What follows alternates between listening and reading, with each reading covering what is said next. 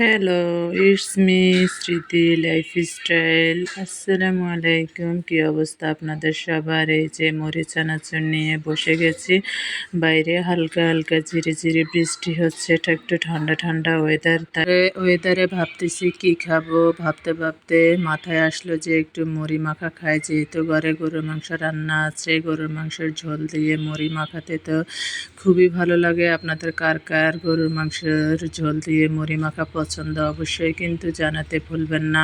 আমার কাছে তো ভীষণ ভালো লাগলো। পেঁয়াজ, মরিচ, কাঁচামরিচ, শসা, ধনিয়া পাতা সব কিছুই দিলাম, সাথে গরুর মাংসের ঝোলও দিলাম। দিয়ে এই তো মুড়ি মাখাটা করতেছি। দেখতে যেমন লোভনীয় হয়েছে, খেতেও কিন্তু খুবই ভালো লাগছে।